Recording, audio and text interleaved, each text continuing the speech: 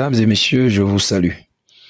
Effectivement, dans un vidéogramme que j'ai publié hier sur ma page YouTube, Le Droit au 237, je faisais valoir que les initiatives de proroger à l'infini les mandats des conseils municipaux et des députés au Cameroun sont des initiatives complètement illégitimes et qui s'inscrivent dans le cadre d'une dérive tyrannique de notre pays, qui affiche par là qu'il a cessé d'être une démocratie participative et inclusive pour virer vers une tyrannie, vers une dictature. Autrement dit, le Cameroun fonctionne aujourd'hui comme si on était dans une monarchie, n'est-ce pas, la volonté d'une seule personne pouvant manipuler à sa guise le destin de 30 millions de Camerounais.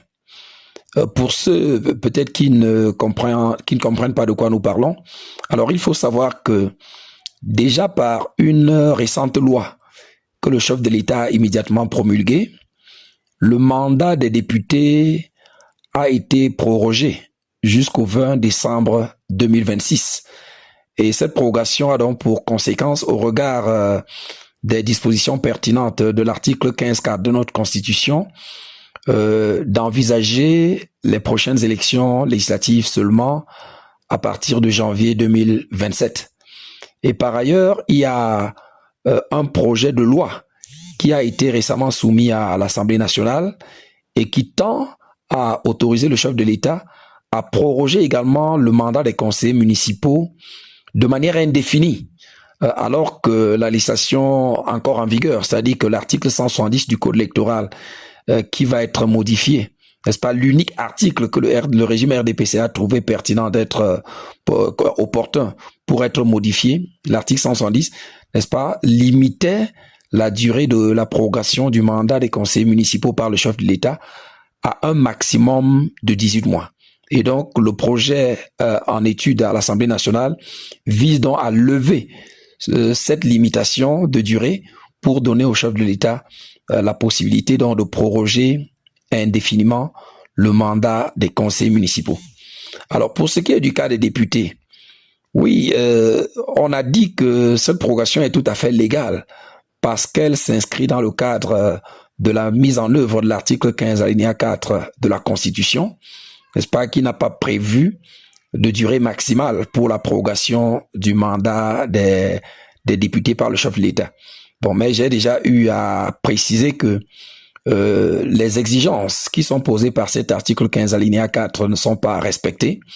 Jusqu'ici, personne n'a vu l'avis motivé du président du Conseil constitutionnel, n'est-ce pas, pour essayer de caractériser les circonstances exceptionnelles, la situation de crise grave qui a pu justifier, n'est-ce pas, qui a pu justifier que l'on doive encore proroger une seconde fois le mandat des députés, alors que le principe de la séparation des pouvoirs dans un système démocratique interdit justement que l'exécutif puisse avoir une emprise sur le législatif. En tout cas, cette prorogation à l'infini, n'est-ce pas, viole la souveraineté populaire qui est détenue par le peuple souverain, qui est l'unique, et qui, donc, en conférant son pouvoir aux députés pour une durée de 5 ans, n'entend pas se dépouiller de manière durable de la souveraineté dont il est le seul détenteur, conformément à l'article 2 de la Constitution. Et donc,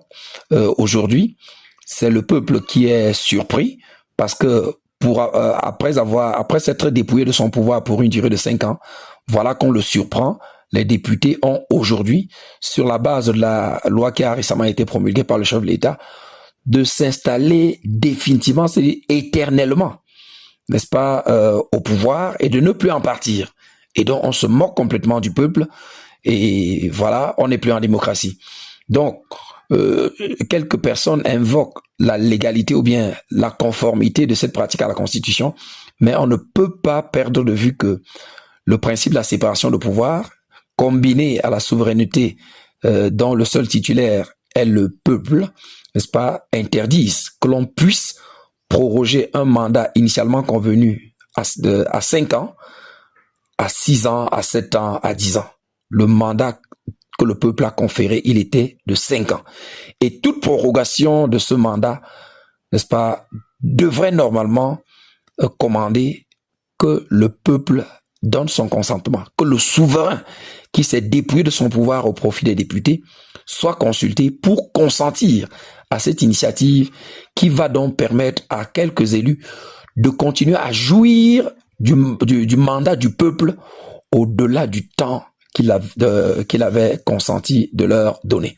Donc ce n'est pas en réalité parce que une possibilité est offerte que l'on doit nécessairement l'emprunter. Si on est soucieux de la cohésion nationale, si on est mu par justement un comportement démocratique, mais on doit privilégier le consensus, on doit privilégier la légitimité. Donc on doit susciter une adhésion de la plus d'une frange la plus importante de la population, afin de ne pas véritablement afficher ostensiblement de manière orgueilleuse que l'on se moque complètement du seul souverain qui est le peuple camerounais. Donc ce n'est pas parce que la loi a offert une possibilité que l'on doit en abuser. Surtout qu'il ne s'agit pas d'une pratique récente ou bien exceptionnelle. On a constaté que c'est désormais une logique systématique dans les pratiques du régime du RDPC depuis au moins 2007, où aucun mandat de 5 ans n'a pu être respecté. La moyenne aujourd'hui des mandats depuis 2007 est de 6 ans et demi, ce qui est un abus. Une situation exceptionnelle ne peut pas devenir la norme, ne peut pas devenir le principe. Et donc, en érigeant une exception en règle, on ne peut pas apprécier cela autrement que comme un abus, une ruse, une dérive tyrannique, un mépris du souverain qu'est le peuple camerounais. Donc, la loi qui a été récemment adoptée pour permettre aux députés de voir leur mandat prorogé jusqu'au 20 décembre 2026 est certes conforme à la Constitution, mais, je dis, la possibilité de proroger le mandat des députés ne devrait même jamais se produire dans un système démocratique, dès lors que les conventions internationales, dont notamment la Charte africaine pour la démocratie, les élections et la gouvernance, prescrit très bien à son article 3, alinéa 4, que les États signataires, dont le Cameroun, s'engagent à assurer des élections régulières. La régularité suppose des élections à date. Donc il n'est pas question en système démocratique de proroger les mandats. Tout doit être mis en œuvre pour que les échéances soient respectées. Et ce serait ainsi la preuve du respect du peuple souverain. Le peuple qui est le seul détenteur de la souveraineté nationale et qui s'en dépouille pour un temps au profit des élus, en commençant par le chef de l'État, les députés et les conseillers municipaux. Donc, on ne peut pas, sous le prétexte du respect de la Constitution, essayer de soutenir cette initiative-là. Non, en démocratie, tout ce qui est légal n'est pas légitime. Et lorsque le mandat des députés est arrivé à son expiration, je dis, les députés perdent toute légitimité et il n'est même pas normal que ce soit ces députés qui procèdent à des modifications législatives, qui essaient ainsi de manipuler le destin des Camerounais alors qu'ils n'ont plus la légitimité pour le faire. Ils n'ont plus le mandat populaire qui leur avait été donné pour 5 ans. Donc, depuis février 2025, les députés actuellement en poste n'ont plus l'onction populaire parce que le mandat qui leur avait été donné était de 5 ans. Et donc, il n'est pas normal d'abuser d'une prérogative justement qui a été prévue de manière exceptionnelle, n'est-ce pas, par une disposition constitutionnelle et qui est devenue aujourd'hui, n'est-ce pas, la règle. Et pour ce qui est du cas des conseillers municipaux, mais nous avons dit, l'article 170 avait quand même essayé de se conformer aux normes internationales en prescrivant la possibilité d'une prorogation, mais une prorogation limitée à une durée maximale de 18 ans. Parce que dans les normes internationales, la prorogation déjà n'est qu'une situation exceptionnelle. Mais lorsqu'elle doit intervenir, elle doit être limitée dans le temps. C'est pourquoi on dit que la prorogation doit être temporaire. Elle doit être limitée dans le temps. Or, actuellement, on est en train d'envisager par le projet de loi qui est en étude à l'Assemblée nationale de donner au chef de l'État la possibilité de proroger le mandat des conseillers municipaux indéfiniment. Ça veut dire que le peuple qui se dépouille de son pouvoir pour une durée de 5 ans, mais va se voir finalement imposer des gens qui vont rester en poste 6 ans, 7 ans, 8 ans, 10 ans. En l'état actuel, si ce texte était voté, une fois qu'on a élu des conseillers municipaux, je dis ceux-ci auront le loisir, sous le prétexte de la légalité, de rester indéfiniment dans les conseils municipaux après 5 ans. Ils pourraient donc rester dans les conseils municipaux 25 ans après. Si du moins le chef de l'État consent, en invoquant la loi, n'est-ce pas, leur accorder cette prérogative-là. Ce qui n'est pas normal. Ce n'est pas normal. Et justement, l'article 170 qui est encore en vigueur, mais en permettant au chef de l'État de proroger jusqu'à 18 mois, mais lui imposer quand même des diligences. Hein. Et j'ai déjà dit que le chef de l'État avait jusqu'au 9 février 2026 pour faire une option. Les exigences de transparence qui lui commandent effectivement de tenir compte des autres acteurs politiques lui imposaient soit de convoquer le corps électoral au soir du 9 février 2026, soit d'utiliser la prérogative de proroger le mandat des conseillers municipaux pour le temps dont ils bénéficient encore, c'est-à-dire 3 ans. Cela devrait se faire au plus tard au soir du 9 février 2026. Et donc, pour ne l'avoir pas fait, actuellement, il y a une impasse. C'est vrai que le régime a trouvé la parade de procéder à la révision de l'article 170 du Code électoral. Mais cette initiative n'a pas vocation à résoudre le problème. Mais parce que, de par la Constitution, la loi ne dispose que pour l'avenir. Elle ne peut avoir d'effet rétroactif. Donc ça veut dire que même si le projet était adopté et promulgué par le chef de l'État, mais cette nouvelle loi n'aurait vocation à s'appliquer qu'à partir des mandats futurs. Il ne saurait régir un mandat qui a été créé longtemps avant son avènement, puisque ces mandats-là ont été créés depuis 2020. Et à la date de leur création, mais ces mandats étaient supposés être de 5 ans. Ces mandats-là doivent être régis jusqu'à leur terme par la législation qui était en vigueur au jour de sa création. Donc c'est un mandat de 5 ans et s'il peut être prorogé, il ne peut être prorogé que suivant les dispositions de l'actuel article 170 qui donne au chef de l'État une durée maximale de 18 mois pour pouvoir proroger le mandat des conseillers municipaux. Donc, même en cas de promulgation de la nouvelle loi, ce n'est pas au titre de son contenu que le mandat des députés actuels, des conseillers municipaux actuels pourra être prorogé. Non, puisque le principe de la non-rétroactivité s'oppose à ce que des mandats créés avant l'avènement d'une loi puissent être régis par une loi nouvelle. Cette loi-ci, même si elle venait à être adoptée, ne devrait régir que le mandat des futurs conseillers municipaux et non pas ceux qui sont actuellement en exercice.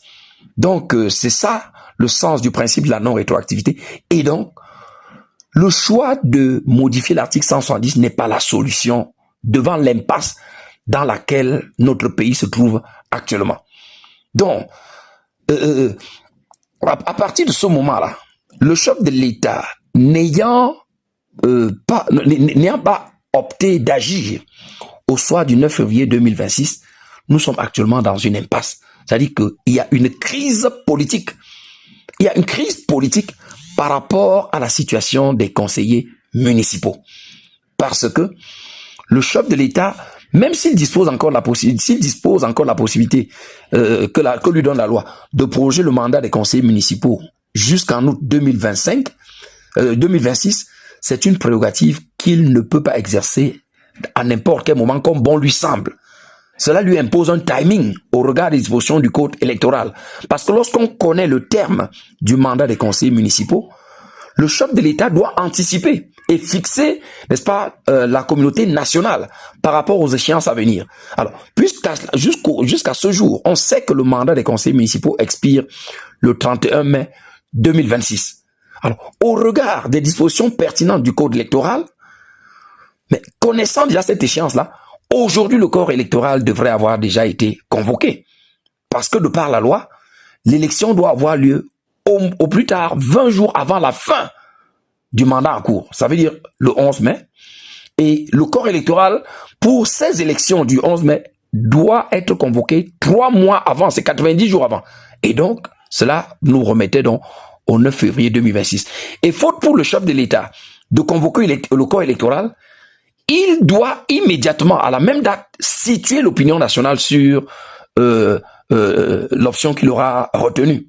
Et donc, à cette date, il devait proroger. À ce moment-là, la communauté nationale sait que le mandat des conseillers municipaux ne s'arrêtera pas au 31 mai 2026, mais le sera plutôt au 25 août 2026, qui était le terme butoir, où expiraient justement les 18 mois que conférait l'article 170 au chef de l'État pour pouvoir proroger le mandat des conseillers municipaux. Donc, pour ne l'avoir pas fait, nous sommes dans une impasse et un contexte démocratique, puisque le Cameroun se clame d'être une démocratie, mais nous attendons que le régime joue le jeu de la démocratie, n'est-ce pas? Or, les pratiques démocratiques veulent que les processus politiques soient transparents et inclusifs. Transparents et inclusifs.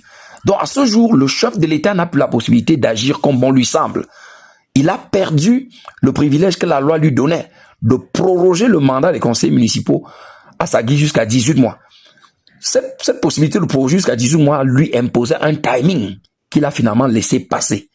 Et donc, cette impasse-là veut que le chef d'État construise une nouvelle légitimité, n'est-ce pas, pour pouvoir convoquer utilement le corps électoral en vue des élections municipales. Et ce besoin de légitimer aurait commandé normalement que l'on consulte tout le peuple, n'est-ce pas? Et donc la solution aurait été de susciter un référendum. Alors on va dire encore aujourd'hui que le référendum va coûter cher. Et donc l'argument ou bien le motif tiré de la difficulté à mobiliser les moyens va encore être avancé, parce qu'on va vous dire que l'organisation d'un référendum, c'est carrément une autre élection. Et donc cela va être confronté à la même difficulté à mobiliser les moyens. Mais à défaut d'organiser un référendum pour susciter l'adhésion du peuple à la proposition du nouveau calendrier que le régime propose, mais minimalement, on devrait organiser une large concertation pour susciter l'adhésion et des acteurs politiques et des organisations de la société civile et l'implication même des légaux. Donc, actuellement, le Cameroun a besoin d'une large concertation nationale avec la participation des principaux partis politiques, à défaut de réunir tous les partis, puisqu'on parle de plus de 400 partis aujourd'hui. Les organisations de la société civile, dont on connaît très bien les plus éminents, n'est-ce pas, le REDAC, Un Monde à Venir, n'est-ce pas, et puis certaines organisations de défense des droits de l'homme, n'est-ce pas, ainsi de suite. Mais surtout, l'ECAM et le MINAT, qui doivent être impliqués afin que les résolutions qui seraient issues de cette large concertation s'imposent à eux et qu'on n'ait plus, n'est-ce pas, qu'on n'offre plus la possibilité d'élever après des arguties pour justifier, n'est-ce pas, l'incapacité de respecter le principe de la régularité des élections en contexte démocratique. Donc, à l'issue de cette large concertation nationale, un consensus devrait être dégagé sur le nouveau calendrier électoral, aussi bien pour les élections municipales que pour les élections législatives. Ce n'est pas parce que la loi concernant la prorogation du mandat des députés est déjà intervenue que le cas des députés également n'est pas concerné par cette nécessité d'un consensus national. Donc aujourd'hui, si véritablement le RDPC se revendique un parti démocratique, comme son nom le dit, Rassemblement démocratique, si le chef de l'État veut assumer sa posture de démocrate, n'est-ce pas, ayant promis qu'il souhaiterait qu'on retienne de lui celui qui aura apporté la démocratie et le progrès, la solution qui s'impose au Cameroun aujourd'hui, au regard de l'impasse dans laquelle nous nous trouvons, faute pour le chef de l'État d'avoir exercé ses prérogatives dans le timing que les textes lui imposaient, c'est de provoquer une large concertation nationale, n'est-ce pas, qui devrait dégager un nouveau consensus sur le nouveau calendrier électoral avec l'adhésion de tous les acteurs et impliquant donc le MINAT, afin que les résolutions qui seraient adoptées là-bas soient opposables à toutes les autorités administratives qui devraient donc jouer franc jeu, devraient s'imposer à ELECAM et à tous ses démembrements, qu'un code de bonne conduite soit adopté à l'issue de cette large concertation nationale-là, afin que les partis politiques, les forces de défense et de sécurité, le MINAT, les autorités administratives, etc., n'est-ce pas, puissent jouer franc jeu. Et que finalement, notre pays en sorte grandi. Actuellement, la situation que vit notre pays est une curiosité. Le Cameroun a viré d'une démocratie vers une tyrannie, vers une monarchie. Et on devrait sortir de là. Donc, il ne sert à rien de clamer chaque jour que le Cameroun est une démocratie et que le parti au pouvoir est un rassemblement démocratique. Si justement les dérives totalitaires, n'est-ce pas, vont se manifester avec tant d'arrogance, n'est-ce pas, le peuple ayant été complètement muselé, n'est-ce pas, ses droits ayant été bafoués pour finalement imposer la volonté d'une seule personne. Donc, une seule solution de sortie de crise actuellement, c'est la convocation d'une large concertation nationale, n'est-ce pas, à l'issue de laquelle un consensus devrait se dégager sur un nouveau calendrier électoral, mais surtout, un code de bonne conduite devrait également être adopté afin que le MINAT, les autorités administratives, ELECAM, les partis politiques, les forces de défense et de sécurité, n'est-ce pas, puissent s'y conformer afin que les prochains processus électoraux au Cameroun soient apaisés, soient inclusifs, soient participatifs, obtiennent l'adhésion de tout le monde. Vraiment, il faut que nous nous souvenions de la crise post-électorale, la dernière présidentielle. Ce n'est pas de gaieté de cœur que l'on doit voir des compatriotes être tués comme des oiseaux, être tirés dessus comme des canards. Ce n'est pas normal. Et je ne suis pas sûr que les forces de défense et de sécurité qui ont exercé ces abus-là peuvent se plaire à regarder les images vraiment de cette tuerie-là. Ce sont des compatriotes, c'est des Camerounais qui ont droit à la vie, dont la vie est précieuse. Et donc, on devrait éviter cela à notre pays. Et la solution aujourd'hui, c'est cette large concertation nationale avec pour objectif de dégager des choses, consensus sur le nouveau calendrier électoral et adoption d'un code de bonne conduite de tous les acteurs impliqués dans les processus électoraux, en commençant déjà par le RDPC lui-même, le MINAT, les autorités administratives, et ELECAM dans son entièreté, les partis politiques, mais surtout les forces de défense et de sécurité. Bonne journée à nous, que Dieu nous garde et à très bientôt. Merci.